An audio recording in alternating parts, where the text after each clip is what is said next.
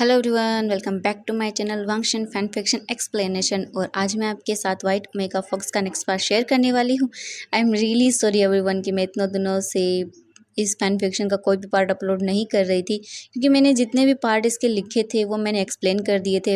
इसकी आगे की स्टोरीज़ मैंने नहीं लिखी थी। मुझे लगा था कि मैं लिख लूँगी, पर मुझे बीच में टाइम नहीं मिला, तो मैं इसके नेक्स्ट चैप्टर्स को बिल्कुल भी नहीं लिख पाई। लेकिन अब मैंने इसके सारे चैप्टर्स को लिख लिया है। ऑलमोस्ट इसके 4 चैप्टर्स और हैं। इसके बाद ये फैन फिक्शन पूरा कंप्लीट हो जाएगा और ये चैप्टर्स मैं बहुत जल्द आप लोगों के साथ शेयर करने वाली हूँ। तो इससे पहले वाले कुछ पार्ट्स में हमने देखा था कि कैंग सेरन और वी चांग से वी यिंग को यहाँ से ले गए थे अपने साथ अपनी दुनिया के अंदर। वी यिंग अभी भी बेहोश हालत में था और वहीं दूसरी तरफ जियांग फेंगमियान भी जियांग चेंग को अपने साथ ले जाना चाहते थे, क्योंकि वो जियांग चेंग की हालत वी यिंग जैसी बिल्कुल भी नहीं करना चाहते थे। इसीलिए वो जियांग चेंग से वहाँ से चलने के लिए हाँ बोल देते हैं। वहीं दूसरी तरफ जियांग चेंग भी लैन सिचेन से बोल देता है कि वो लैन कबीले से जाना चाहता है, उसे कुछ वक्त चाहिए सब चीज़ों को अपनाने के लिए। लैन सिचेन भी जियांग चेंग की सभी बातों को समझ जाते हैं और वो उसे जाने से नहीं रोकते हैं। जियांग चेंग जाने से पहले लैन सिचेन के साथ एक बहुत ही ब्यूटीफुल सी नाइट स्पेंड करता है। और वहीं दूसरी तरफ वी यिंग अपने बेड पर लेटा हुआ था, तभी उसकी बॉडी बहुत ही ब्यूटीफुली साइन करने लगती है और वहाँ पर एक लेडी को दिखाया जाता है। जैसे ही कैंग से सेरन उस लेडीज़ को देखती हैं, वो जाकर उसे हग कर लेती हैं और बहुत ही ज़्यादा रोने लगती हैं। वो लेडीज़ स्माइल करती हैं और कैंग से सेरन की ओर देखती हैं और बोलती हैं, कैंग से तुम क्यों रो रही हो? मैं हूँ ना यहाँ, सब ठीक हो जाएगा, अब रोना बंद करो। मैं इतने सालों बाद तुमसे मिलने आई हूँ और तुम इस तरह से मेरा स्वागत कर रही हो। कैंग से सेरन अपने आंसुओं को वाइप करती हैं और बोलती है, नहीं गुरु माँ, ऐसा बिल्कुल भी नहीं है, प्लीज़ मुझे माफ़ कर दीजिएगा कि मैं आपके स्वागत की तैयारियां नहीं कर सकी। वो लेडी स्माइल करती हैं और बोलती है, मैं समझती हूँ कैंग से, मैंने बस ऐसे ही कहा, तुम चिंता मत करो, सब ठीक हो जाएगा। तभी वी चांग से कैंग से सेरन के पास आते हैं और बोलते हैं, कैंग से ये कौन है?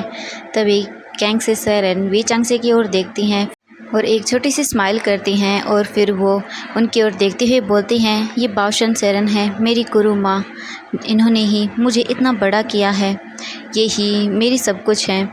तभी वी चांग से उन्हें बो करते हैं और बोलते हैं, आपका शुक्रिया गुरु माँ, आप यहाँ हमसे मिलने आई। ये सब सुनने के बाद बाओशन सेरन एक स्माइल करने लगती हैं। तभी कैंग से सेरन बाओशन सेरन की ओर देखती हैं और कुछ बोलने ही वाली थी, तभी बाओशन सेरन उनकी ओर देखती हैं और बोलती हैं, कैंग से मैं जानती हूँ तुम मुझसे क्या कहना चाहती हो, तुम चिंता मत करो, तुम्हारा बेटा बिल्कुल ठीक है, वो कल सुबह होते ही होश में आ जाएगा, मैंने उसकी जांच की है, तुम्हें खुश होना चाहिए कि तुम्हारा बेटा मोस्ट पावरफुल है।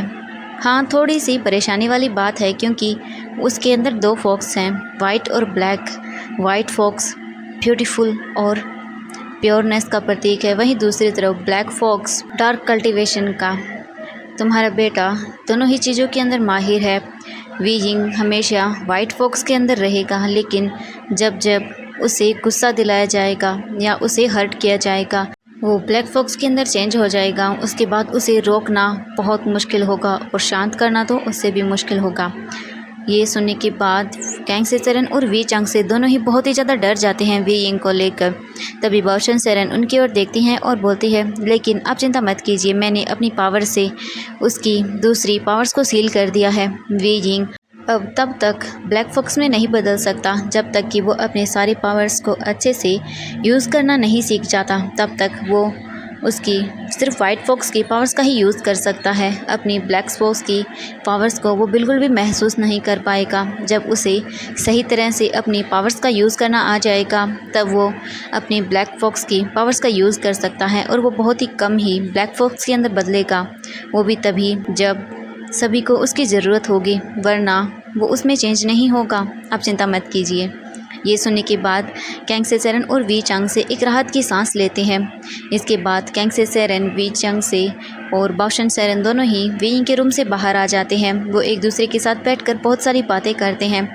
बहुत रात हो चुकी थी, लेकिन वो तीनों बैठकर अभी भी बातें कर रहे थे। तभी बाओशन सेरन कैंग से सेरन की ओर देखती हैं और बोलती हैं, कैंग से अब तुम जाओ और सो जाओ। ये सुनने के बाद कैंग से सेरन बाओशन सेरन की ओर देखती हैं और बोलती हैं, लेकिन गुरु माँ। बाओशन सेरन एक स्माइल करती हैं और बोलती हैं, कैंग से तुम चिंता मत करो, मैं कुछ दिनों तक तुम्हारे साथ ही रहने वाली हूँ, ठीक है, जब तक कि वी यिंग सही नहीं हो जाता, मैं तुम्हारे साथ रहूँगी। उसके बाद तुम मुझे नहीं रोकोगी। मैं जानती हूँ तुम मुझे इतनी आसानी से यहाँ से जाने नहीं दोगी। ये सुनने के बाद कैंग सेरेन एक स्माइल करती हैं और बाओशन सेरेन को फिर से हग कर लेती हैं। इसके बाद वो सभी अपने रूम्स के अंदर चले जाते हैं। रूम के अंदर जाने से पहले बाओशन सेरेन कैंग सेरेन की ओर देखती हैं और बोलते हैं कैंग से, मुझे तुम्हें वी यिंग के बारे में कुछ और बताना है, तो तुम रुको। वी चांग से उनकी ओर देखते हैं और बोलते हैं ठीक है, तुम बात करके आ जाना, मैं रूम में जाता हूँ। ये बोलकर वी चांग से उनकी ओर वॉक करते हैं। फिर वो अपने रूम के अंदर चले जाते हैं। बाओशन सेरेन और कैंग सेरेन दोनों ही वहीं हॉल के अंदर खड़े हुए थे। बाओशन सेरेन कैंग सेरेन की ओर देखती हैं और बोलती हैं, कैंग से, मुझे तुम्हें वी यिंग को लेकर बहुत सारी बातें बतानी हैं। वी यिंग प्रेग्नेंट है। ये सुनने के बाद कैंग सेरेन बिल्कुल ही शॉक थी। उन्हें कुछ समझ नहीं आ रहा था कि अभी अभी उन्होंने क्या सुना, वी यिंग प्रेग्नेंट है। बाओशन सेरेन कैंग सेरेन की ओर देखती हैं और बोलती हैं, कैंग से, शायद तुम भूल गई थी कि वी यिंग की शादी हो चुकी थी। वी यिंग किसी का ओमेगा है और वो उसका एक हस्बैंड भी है। तुम्हें शायद कुछ भी बेटे के प्यार में नज़र नहीं आया। कैंग से, तुमने वी यिंग को यहाँ लाने से पहले एक बार भी उसके हस्बैंड से पूछा भी नहीं और तुम वी यिंग को यहाँ ले आई। क्या तुमने सोचा है जब वी यिंग उठेगा तो तुम उसे क्या बोलोगी, उसे क्या बताओगी? तुम उसकी इजाज़त के बिना वी यिंग को यहाँ लेकर आई हो। वी यिंग तो कुछ जानता भी नहीं है, अभी तुम्हारे बारे में भी नहीं जानता। तुम उसे उसके अल्फा से दूर कर रही हो, वो भी बिना उससे बात किए। वी यिंग जब होश में आएगा तब तुम उसे क्या बताओगी? ये सुनने के बाद कैंग सेरेन बहुत ही सदमे में चले जाते हैं। उन्हें यकीन नहीं हो रहा था कि ये सब क्या हो गया, अचानक से ये सब चीज़ें क्या हो रहा है। बाओशन सेरेन कैंग सेरेन की ओर देखती हैं और बोलती हैं, कैंग से, मैं जानती हूँ तुम उसकी मदर हो, तुम उसकी फ़िक्र करती हो, लेकिन वो उसका हस्बैंड है। तुम्हें एक बार तो उससे पूछना चाहिए था, लेकिन तुमने उससे एक बार भी नहीं पूछा और तुम वी यिंग को यहाँ ले आई। कैंग सेरेन बाओशन सेरेन की ओर देखती हैं और बोलती हैं, गुरु माँ, आप इतना सब जानती हैं तो आप ये भी जानती होंगी कि वी यिंग को उसने बिल्कुल भी अच्छे से ट्रीट नहीं किया था। आप जानती हैं सब, तो फिर आप ये कैसे भूल गई कि उसने मेरे बेटे के साथ क्या किया? बाओशन सेरेन उनकी ओर देखती हैं और स्माइल करती हैं और बोलती हैं, मैं सब जानती हूँ कैंग से, जो उसने किया मैं जानती हूँ वो गलत है, उसकी सज़ा उसे मिलनी चाहिए, लेकिन इस तरह से उससे वी यिंग को दूर कर देना। कैंग सेरेन बाओशन सेरेन की ओर देखती हैं और बोलती हैं, गुरु माँ, मैं कुछ नहीं भूली हूँ, मुझे सब याद है। वी यिंग बस दोबारा उसके पास नहीं जाएगा। इसके बाद बाओशन सेरेन आगे कुछ नहीं बोलती, वो बस कैंग सेरेन की ओर देखती हैं और बोलती हैं, कैंग से, अब तुम्हें वापस अपनी दुनिया में लौट जाना चाहिए। ये सुनने के बाद कैंग सेरेन बाओशन सेरेन की ओर देखती हैं और बोलती हैं, गुरु माँ, ये आप क्या बोल रही हैं? बाओशन सेरेन कैंग सेरेन की ओर देखती हैं और बोलती हैं, मैं जानती हूँ कैंग से, मैं क्या बोल रही हूँ। तुम्हें वापस अपनी दुनिया में लौट जाना चाहिए। तुम अब वहाँ पर सुरक्षित हो तो तुम जाकर अपनी फिर से एक नई दुनिया बनाओ, सब लोगों से पहले की तरह मिलो और उनके साथ रहो। अब तुम्हें कोई खतरा नहीं है और वी यिंग के लिए भी ये सही होगा। मैं जानती हूँ तुम क्या करने के बारे में सोच रही हो, तुम जो भी करोगी मैं तुम्हारा साथ दूंगी, लेकिन सच ज़्यादा दिन तक छुप नहीं सकता है। ये बोलकर वो एक स्माइल करती हैं। कैंग सेरेन बाओशन सेरेन की ओर देखती हैं और बोलती हैं, गुरु माँ, अगर आप चाहती हैं कि मैं वापस ह्यूमन की दुनिया में लौट जाऊं तो मैं लौट जाऊंगी, लेकिन कहीं वी यिंग। बाओशन सेरेन कैंग सेरेन की ओर देखती हैं और बोलती हैं, ऐसा कुछ नहीं होगा, मैं तुम्हारे साथ हूँ। इसके बाद वो दोनों अपने रूम के अंदर चले जाते हैं। कैंग सेरेन वी चांग से के पास आती हैं और जो भी बात हुई वो कैंग सेरेन वी चांग से को बता देती हैं। वी चांग से कैंग सेरेन की ओर देखते हैं और बोलते हैं, कैंग से, अगर तुम चाहती हो तो हम वापस हमारी दुनिया के अंदर लौट जाएंगे, लेकिन अगर तुम नहीं चाहती हो तो हम नहीं जाएंगे। कैंग सेरेन वी चांग से की ओर देखती हैं और बोलती हैं, मुझे माफ़ कर दीजिएगा, मेरी वजह से आपके पूरे क्लैन को बर्बाद होना पड़ा, लेकिन अब हम फिर से हमारी नई दुनिया बनाएंगे। मैं अब आपको और मेरे बेटे को सफ़र करने नहीं दूंगी। अब जो भी होगा हम मिलकर सभी चीज़ों का सामना करेंगे और फिर से हम पहले की तरह ही रहेंगे, हम हमारे क्लैन को दोबारा से बनाएंगे। ये सुनने के बाद वी चांग से भी खुश हो जाते हैं, क्योंकि वो भी कितने सालों से अपने सभी दोस्तों से दूर थे। वो कैंग सेरेन के साथ इसी वर्ल्ड के अंदर रहते थे, लेकिन अब वापस वो अपनी दुनिया के अंदर लौटने वाले हैं तो वो भी बहुत खुश थे। कैंग से सेरेन वी चांगसे के फेस पर इस स्माइल को देखकर ही खुश हो जाते हैं। कुछ देर तक इसी तरह एक दूसरे के साथ बातें करने के बाद वो भी आराम से सो जाते हैं। अब हमें मॉर्निंग के 5 बजे का सीन दिखाया जाता है। लैन क्लैन के अंदर जियांग चेंग अपने रूम के अंदर आराम से सोया हुआ था। जियांग चेंग की आंखें खुलती हैं तब वो लैन सिचन को अपने पास सोया हुआ देखता है। जैसे ही वो उनकी ओर देखता है तो जियांग चेंग की आंखों में आंसू आ जाते हैं। वो अपनी आंखों से आंसुओं को वाइप करता है और काफ़ी देर तक ऐसे ही लैन सिचन की बाहों के अंदर सोया रहता है।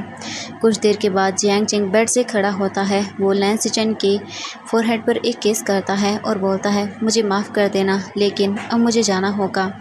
मैं बहुत जल्द तुम्हारे पास वापस लौटूंगा। मैं उम्मीद करता हूँ कि तब तक तुम अपने आप को संभाल पाओगे और मेरा इंतज़ार करोगे वापस लौटने का। ये बोलकर जियांग चेंग बेड से खड़ा होता है और वो शावर लेने के लिए चला जाता है। लैन सिचन भी अपनी जियांग चेंग के जाने के बाद लैन सिचन अपनी आंखों को खोलते हैं और उनकी आंखों में आंसू आ जाते हैं। वो कुछ नहीं बोलते, बस इसी तरह से कुछ देर और बेड पर लेटे रहते हैं। जियांग चेंग शावर लेकर बाथरूम से बाहर आता है तब वो लैन सिचन को बेड पर नहीं देखता। वहाँ पर एक लेटर रखा हुआ था। वो उसे रीड करता है और उसकी आंखों में आंसू आ जाते हैं। इसके बाद जियांग चेंग अपने सभी सामान को लेता है और वो क्लाउड रेसेस से वापस अपने घर लौट जाता है। और वहाँ दूसरी तरफ वी जिंग को जब होश आता है तब वो अपने सामने बहुत सारे लोगों को देखता है, लेकिन वी जिंग जब उठा तब उसे ऐसा लगा कि जैसे वो खुद को ही नहीं जानता, उसके अंदर कुछ भी नहीं था। ऐसा लगा जैसे उसके पूरी चीज़ों को सील कर दिया गया हो किसी ने। वीजिंग को कुछ भी याद नहीं था। उसके सामने अनजाने चेहरे नज़र आ रहे थे। उसका सर दर्द करने लगता है। तभी पावशन सेरेन विंग के पास बैठती हैं, उसके हाथ को पकड़ती हैं और बोलती हैं, वीजिंग शांत हो जाओ, सब ठीक होगा। कैंग से सेरेन विंग की ओर देखती हैं और वो उसे बहुत सारी चीज़ें बता देती हैं। वीजिंग के पास उसकी बहुत सारी यादें नहीं थी। विंग को ऐसा लगा जैसे उन यादों के अंदर कुछ तो गलत है। उसे ऐसा लगा जैसे इन यादों के अंदर कुछ और भी होना चाहिए, लेकिन वो यादें उसके पास नहीं थीं। विंग को कुछ समझ नहीं आया, लेकिन वो उन सभी की बातों पर यकीन कर लेता है। कैंग से सेरेन ने वीजिंग की वांगजी के साथ की बहुत सारी यादों को मिटा दिया था। सिर्फ वीजिंग के पास वांगजी की वही यादें थीं जिसमें अंदर वांगजी विंग को टॉर्चर करता था। ये सब देखने के बाद विंग के आंखों से भी आंसू आ रहे थे कि उसके अल्फ़ा ने उसे इस तरह से ट्रीट किया। कैंग से सेरेन ने विजिंग की उन यादों को सील कर दिया था, जिस वजह से विजिंग सिर्फ वांगजी से नफरत कर पाए, उससे प्यार नहीं। पावशन सेरेन ये सब देख रही थीं, लेकिन उन्होंने कुछ नहीं कहा क्योंकि वो कैंग से सेरेन को इस सब चीज़ों से नहीं रोक सकती थी। विजिंग की वो मॉम थी, वो जो चाहे वो कर सकती थी, इसीलिए पावशन सेरेन ने कुछ नहीं कहा। इसके बाद कैंग से सेरेन वी चांग से पावशन सेरेन सभी ह्यूमंस की दुनिया में आ जाते हैं। वी जिंग के पास वांगजी की यादें नहीं थी, इसीलिए वी जिंग सिर्फ वांगजी से नफरत करता था। लेकिन न जाने क्यों वी जिंग को ऐसा लगता था कि जैसे कुछ चीज़ें उसके पास नहीं हैं। वो अभी भी उन चीज़ों को याद करने की कोशिश करता था, लेकिन उसे कुछ भी याद नहीं आता था। बस उसे उसकी लाइफ में एक खालीपन सा लगता था।